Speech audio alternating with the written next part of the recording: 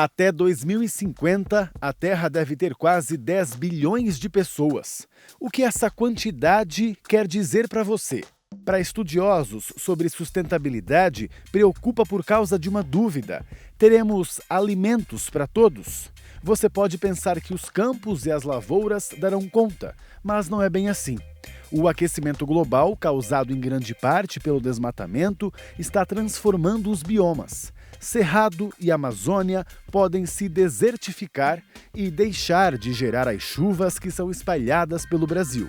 Nesse episódio de Foco ESG, vamos entender melhor esse problema e as possíveis soluções, com a participação especial da FAO-ONU, a Organização das Nações Unidas para a Alimentação e Agricultura. Quem bate esse papo com a gente é o Gustavo Chianca. Porque entram nessa métrica do ESG vários fatores, principalmente ambientais, sociais, gestão do conhecimento, inovação. Tudo isso são fatores futuros e as pessoas querem isso. Cada vez mais esses fundos estão importantes, não só os fundos que levam em conta o ESG, mas estão cada vez até os investidores querendo conhecer. Então, essa é uma ferramenta muito potente. Muito potente porque traz a iniciativa privada. E a iniciativa privada é um parceiro muito importante nessa matemática. Sem ela, nós não vamos alcançar. Então, temos que estar todos juntos, pensando no objetivo comum, pensando no futuro, pensando em preservar o planeta, pensando em ter uma vida melhor para todos. Essa é a hora do Foco ESG.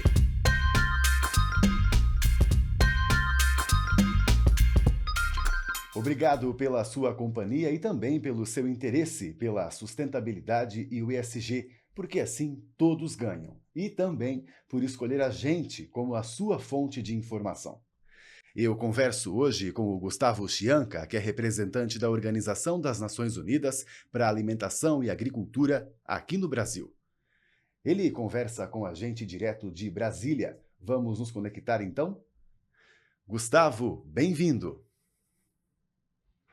Olá, Pablo, como vai? Muito obrigado, primeiramente, pelo convite para que a FAO, que é uma organização das Nações Unidas, uma agência das Nações Unidas que se ocupa da alimentação e agricultura, possa falar de um nobre e importante, que é a produção de alimentos saudáveis e a erradicação da fome no mundo. E o quanto que isso é importante, né, então, para essa sigla, né, para esse movimento que é o ESG. Inclusive, há aí muitos desafios e oportunidades. O Gustavo vai acabar contando alguns para a gente. Vamos começar situando quem nos assiste e também nos ouve. Até 2013, 2014, a gente estava diminuindo a fome no mundo. Por que depois dessa data começou a aumentar? Eu, como funcionário de uma organização das Nações Unidas que se ocupa do tema fome e alimento, eu tinha muito orgulho de dizer que há mais de 10 anos, até esse período, a fome vinha caindo ano a ano. E achávamos que tínhamos descoberto a chave de erradicar a fome e que nós iríamos alcançar os objetivos do milênio e depois os ODS, não é? Que são os Objetivos de Desenvolvimento Sustentável, que tem metas, né? Até acabar a fome até 2030. E sentia muito orgulho disso. Mas a partir de 2014 e por aí vai, essa fome começa a diminuir a sua queda. E fomos entender, em alguns momentos, o porquê disso, né? Essa insegurança alimentar. Uma delas é a crise climática.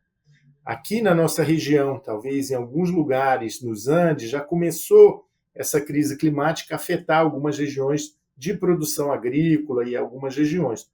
Mas em outras do mundo, isso veio mais rápido, principalmente para a África subsaariana, algumas regiões da Ásia, em que a imprevisibilidade do clima fez que muitas das populações e agricultores que produziam alimentos tivessem que deixar de produzir alimentos e migrar para outras regiões, para outras cidades, à procura de trabalho e alimento. Então, a partir daí, se começou a se detectar, em nível mundial, uma queda nessa linha de diminuição da fome. Essa é uma das causas. Tem mais duas. Né? Uma terceira é conflito. Não estamos falando ainda do conflito da Ucrânia, mas conflitos regionais, Médio Oriente e outras regiões, fizeram uma migração enorme e um grande estrago nessas populações, que nós assistimos aí em vários programas de TV e outras, e sempre nos noticiários, e até hoje na Itália, um grande desastre dos migrantes tentando migrar porque não encontram uma situação social capaz de conseguir viver. Né? E um terceiro, que é um D, que é a desigualdade. E aí eu dou uns exemplos. Na nossa região, que é o Brasil produz alimentos, até em excesso, e exporta alimentos, e garante até a segurança alimentar de outros países que não conseguem produzir tantos alimentos. Mas tem fome no Brasil. E a fome não é porque nós não produzimos alimentos, não é porque os alimentos estão próximos, todos os locais têm alimento em abundância. Você tem um supermercado, uma feira livre. E aí a desigualdade é o acesso a alimentos financeiro. Então, no Brasil e principalmente na América Latina, o acesso ao alimento é financeiro. E uma economia decrescendo, ou uma crise econômica, faz com que as famílias diminuam a sua capacidade de comprar e, com isso, tenham fome.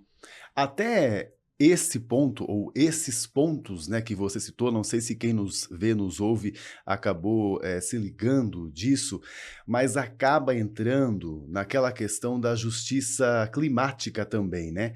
Porque justamente muitos dos países maiores produtores de alimentos são aqueles que sofrem com esse clima adverso que chega aos extremos, né? E aí, aqueles países, então, mais desenvolvidos ou ricos, acabam sofrendo também com alimentos se encarecendo, se não faltando, né? Porque esses países estão produzindo menos, né? Então, realmente não tem jeito, mesmo quem pense, né, em não, talvez não assuma, mas nem não se importar com os países menos desenvolvidos, ele acaba sendo afetado de uma maneira ou outra. É claro, a fome, nós tivemos aqui no Brasil um representante da FAO que veio de um país da África, não é? E ele falava muito, muito com propriedade sobre a fome, ele trabalhou muito com essa temática em regiões muito desfavorecidas, e ele dizia uma coisa que no início nós entendemos, não é? E passamos hoje a entender melhor. A fome dói. A fome não é aquilo que você tem quando está merendando ou na hora do seu lanche, sente um pouquinho de fome, quer comer alguma coisa. A fome dói. E quando a gente fala de fome na FAO, não é aquela fome em que as pessoas comem. Elas, pelo menos uma vez no ano, não tiveram nada para comer. Uma vez no ano. Isso, nós temos um número para esse ano de 2021-22, nós estamos com quase 820 milhões de pessoas no mundo que têm essa problemática. Se pelo menos uma vez no ano essas pessoas não têm o que comer, e não é por uma opção religiosa, não é porque não tem. Imagina o que elas comem depois, não é? Qual é o alimento que elas terão. Então, pegando isso, tanto os países ricos, quanto países em desenvolvimento, quanto países que têm recursos para se alimentar, eles sofrem. Eu citei o exemplo da Europa, das pessoas querendo migrar para outros países de melhores situações, a crise que isso causa, a violência, a pobreza que isso traz. Então, a fome ela tem uma consequência social muito importante para o mundo inteiro. Isso é muito interessante porque mostra, né, como realmente o globo ele é totalmente conectado, né? E mesmo com migração de uma forma ou de outra, a população acaba sofrendo, né? Vamos falar sobre alguns pontos específicos. A crise climática, por exemplo, né? O primeiro que você citou, os desastres naturais acontecem cada vez mais. Isso também já atrapalha, vai acabar atrapalhando essa produção, essa distribuição. De que forma vocês veem que isso vai se agravar? Olha, nós temos que pensar para a gente poder entender a situação alimentar. Como você disse, é o globo, está tudo interconectado. Né? Nós estamos interconectados. Então, a fome ela não está separada da situação ambiental, ela não está separada da situação econômica, ela não está separada da situação social. Ela é interconectada. A agricultura é responsável por um quinto das emissões de gases, a agricultura que temos hoje. Nós temos que pensar, e cada vez mais os países, a ONU já fez no ano passado, esse ano, algumas reuniões importantes para pensar os sistemas alimentares. O que nós queremos comer e o que nós queremos que as populações futuras comam, ou seja, nossos netos, nossos bisnetos, enfim, como será a alimentação no futuro.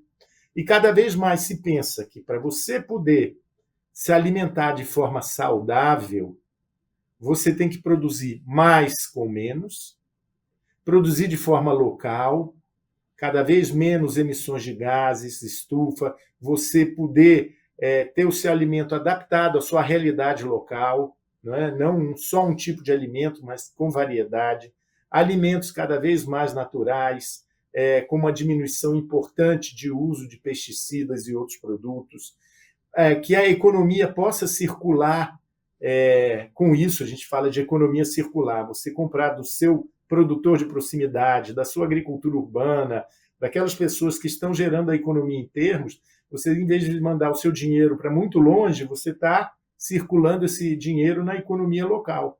Além disso, tem uma importância muito grande, porque a agricultura ela tem o papel de contribuir, não só colocar gases de efeito estufa, mas, ao contrário, uma agricultura bem desenvolvida, em sistemas bem direcionados, elas podem, ao contrário, elas podem captar carbono, CO2 da atmosfera e outros gases, não emitir menos esses gases.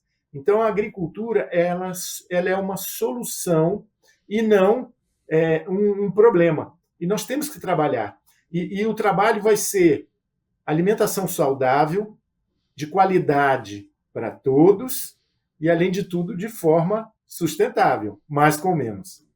E essa situação que você fala é o locavorismo, né? Esse incentivo à produção local, né, dos alimentos e também ao nosso consumo dos alimentos produzidos próximos da nossa casa, porque assim a gente diminui a emissão por combustível do caminhão que leva o alimento e também desenvolve essa produção que a gente precisa dela, né? E um outro ponto que a gente falava de problema, que é a guerra, também mostrou como isso é importante, né, Gustavo? Porque aqui no Brasil, por exemplo, houve um desespero do agronegócio quanto ao fertilizante que vinha de lá, da Europa, e como a guerra poderia impedir isso. Olha só como então a produção local também é importante por causa desse aspecto. Além disso, não é? Então, a guerra trouxe todo esse problema dos países exportadores de alimentos, não é? Importantes exportadores, exportadores de insumos. Nós tivemos esse grande problema, como vamos ter esses insumos que nós produzimos aqui? E aí foi importante porque a própria agricultura, os agricultores começam a pensar de forma diferente. Então, como é que nós produzimos bioinsumos, fazemos um outro tipo de agricultura, um outro tipo de relação. Então, isso leva também a pensar, Pablo, na importância de se pensar nisso. Um outro tema que é tão importante quanto também isso, não é desperdício, Pablo. Nós temos hoje no mundo quase um terço dos alimentos produzidos são desperdiçados. Perdas e desperdício. Perdas é aquilo que vai da produção, uma máquina desregulada, uma caixa que cai no caminhão com um produto, alguma coisa acontece até chegar ao mercado.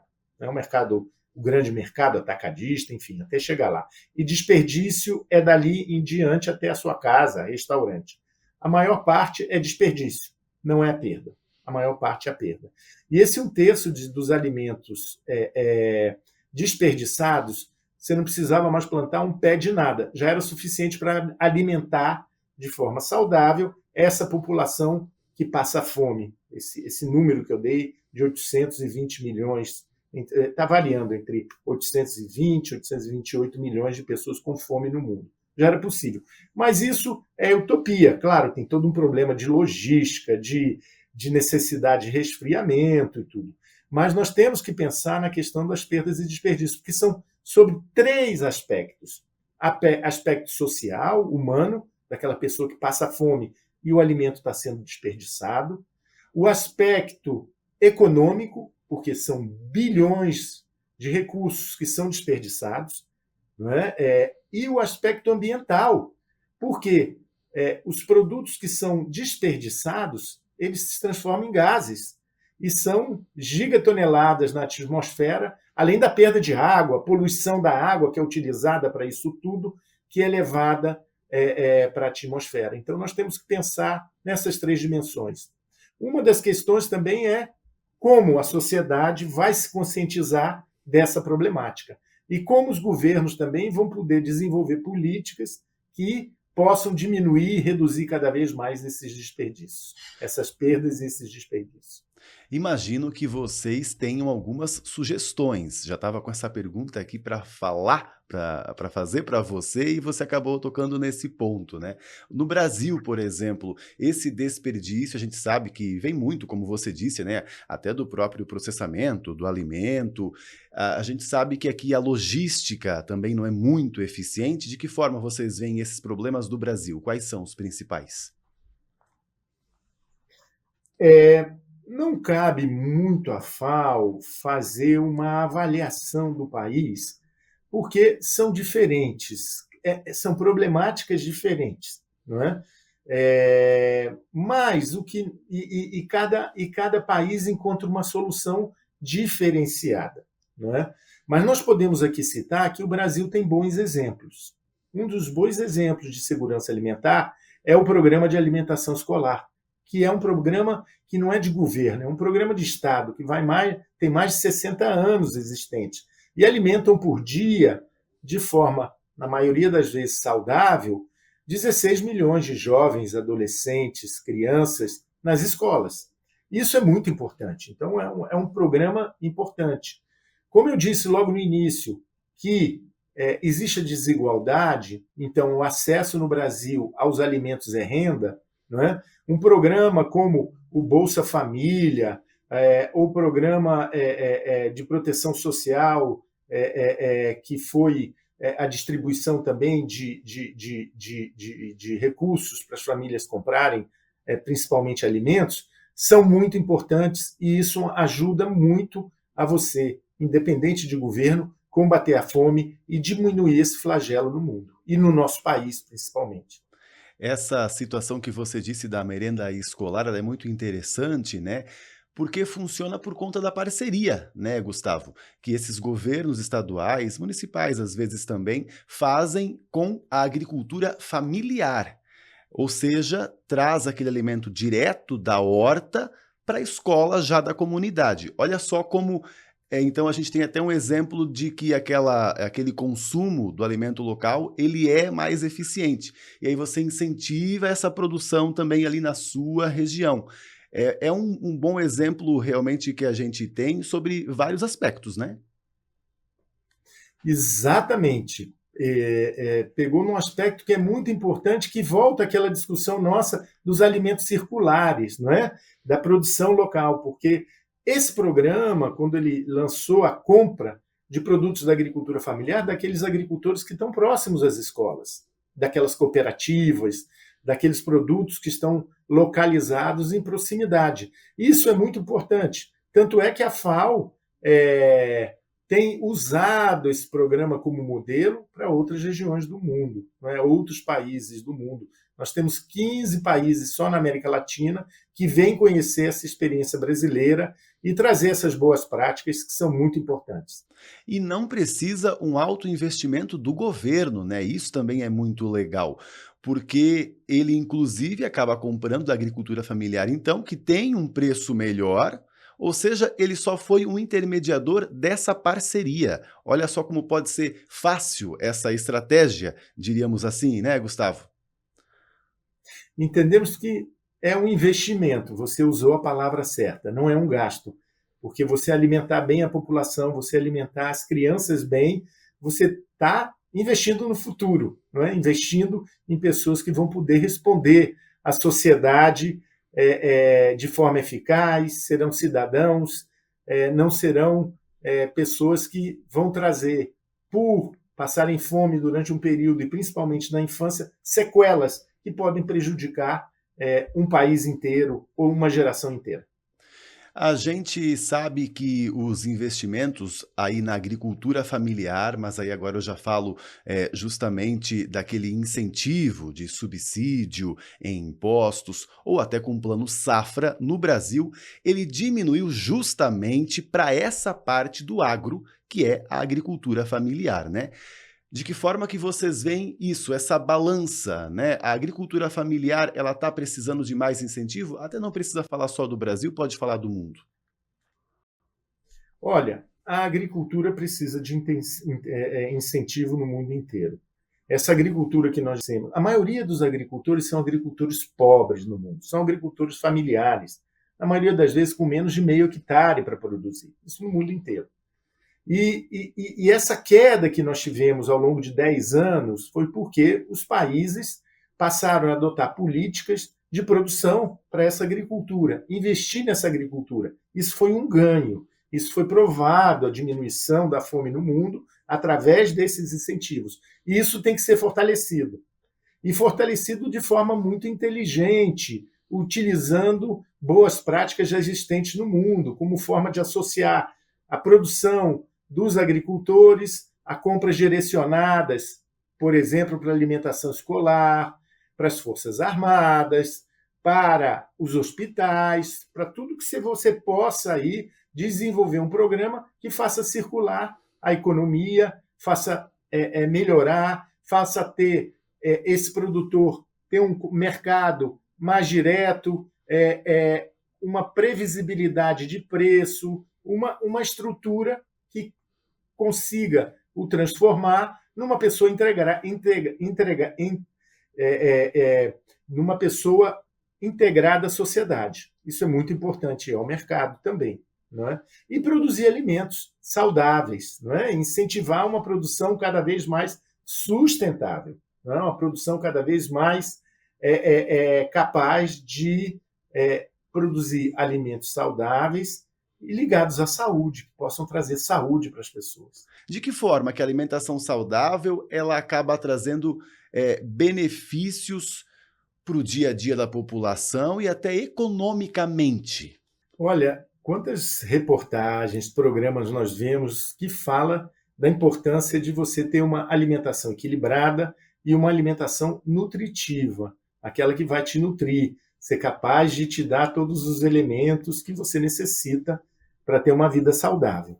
Então, e principalmente quando se fala também que é melhor e mais saudável você ter alimentos frescos, ter alimentos menos congelados, alimentos que são produzidos quase que diariamente, não é? Ovos frescos, verduras frescas, frutas frescas, cada vez menos manipulados. Não é? Isso faz com que você tenha mais vitaminas, você tenha mais proteínas, você tenha mais sais minerais capazes de te suprir. Além disso, são alimentos gostosos, saborosos, não é? Aqueles que vão te dar prazer. Não é? Se fala muito hoje não só em alimentos saudáveis, mas alimentos também que possam te dar prazer e capacidade.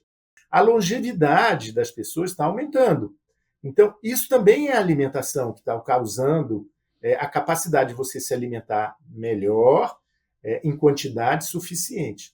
Então, é tudo uma junção. E hoje nós não podemos falar de agricultura sem falar da saúde, não é? Sem falar do meio ambiente. Uhum. Então, essas questões estão interconectadas. É como se houvesse um custo-benefício nutricional, né, Gustavo? Eu posso, diríamos, até comer um pouco menos, mas ter mais nutrientes quando esse alimento ele é menos processado, como você disse. E por que eu insisti nesse tema? Porque o que a gente vê na realidade é, às vezes, até um incentivo, né, para essas indústrias de alimentos que processam muito, né, e até muitas vezes, nem usam realmente ingredientes, que vêm da natureza. A gente até pode falar de uma produção de queijo, por exemplo, não sei se você sabe, mas quase metade da produção de queijo no mundo, na realidade, nem tem leite nele, né, então aí você já percebe que, opa, né, será que essa alimentação realmente é saudável, né? De que forma que vocês veem até também essa produção do agronegócio, para os focos que ele tem, né?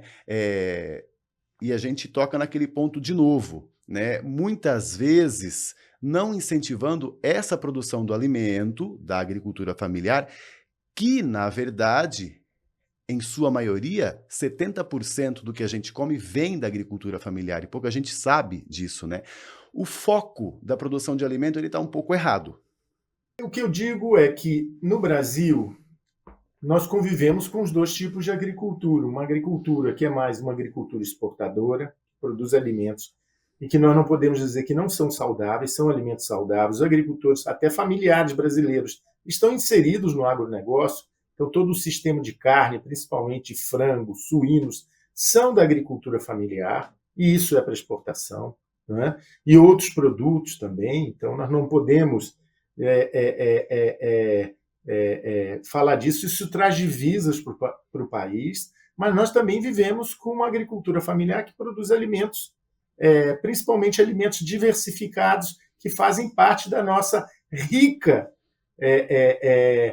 alimentação, não é? Diversificada em cada região, em cada Nordeste, Norte, estados diferentes, temperos diferentes, formas de produzir diferentes.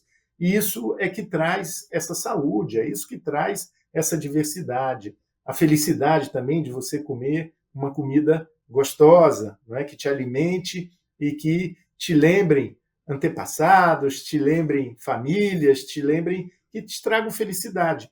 Então, essas questões estão interligadas e estão sendo discutidas hoje. Não é? Estão sendo discutidas, não é só produzir alimentos. Os alimentos têm que serem produzidos e as pessoas têm que ter direito de ter alimentos saudáveis, nutritivos e de qualidade. A indústria de alimentos está se adequando, a gente vê realmente, né, Gustavo? Muito por conta, desse parâmetro que se tem agora, que é o ESG. Vocês acreditam, né, que esse movimento do mercado financeiro, ele realmente vai fomentar, vai incentivar, né, uma produção, então, mais eficiente? É um movimento muito potente. Cada vez mais se estão utilizando o ESG para você pontuar as empresas, pontuar as instituições, porque entram nessa métrica do ESG vários fatores, principalmente ambientais, sociais, gestão do conhecimento, inovação. Tudo isso são fatores futuros e as pessoas querem isso. Cada vez mais esses fundos estão importantes, não só os fundos que levam em conta o ESG, mas estão cada vez até os investidores querendo conhecer. Então, essa é uma ferramenta muito potente. Muito potente porque traz a iniciativa privada. E a iniciativa privada é um parceiro muito importante nessa matemática. Sem ela, nós não vamos alcançar. Então, temos que estar todos juntos, pensando no objetivo comum, pensando no futuro, pensando em preservar o planeta, pensando em ter uma vida melhor para todos. Gustavo, para a gente encerrar, vamos fazer uma, diríamos, brincadeira. Me conta uma satisfação e uma preocupação sua quando a gente fala, então, da evolução, né, desse trabalho junto ao meio ambiente, à sociedade, também à governança corporativa, né, que pode apoiar a segurança alimentar. Uma satisfação é cada vez mais uma consciência da sociedade. Mal ou bem, a sociedade tem se mobilizado. E isso é importante. Também essa mobilização faz com que eu esteja aqui hoje e você esteja me entrevistando, porque é um tema importante e atrai as pessoas desse conhecimento. não é? Uma preocupação é o futuro. Nós estamos vendo aí conflitos, essa mudança climática radical. Eu sempre disse, no Brasil ainda não viveu, mas nós estamos vivendo hoje uma seca no sul do Brasil, no Rio Grande do Sul, importante. Tivemos aí desastres, não é? Em São Paulo, no norte de São Paulo. Então, isso é uma preocupação, que são os conflitos e os desastres. Nós temos que olhar com muito cuidado essa situação. E o que nós estamos fazendo aqui é tentar mitigar, né? É tentar melhorar e tentar chegar a que a gente possa erradicar a fome e viver de forma sustentável. Um dia após o outro, né, Gustavo? Então, parabéns e obrigado por esse Exato. trabalho e também por ter disposto, né, disponibilizado um tempo seu para conversar aqui com a gente. Pablo, muito obrigado a você e toda a equipe. Muito obrigado. Até uma próxima! A você também, muito obrigado, né, pela sua companhia. Esse foi o Foco ESG, que você pode assistir e reassistir, tanto esse episódio como outros, e também saber dos novos, seguindo a gente nas redes sociais. É só procurar pelo SBT News, assim como também no YouTube. E lá, clique no sininho para sempre saber das nossas atualizações. A gente se vê!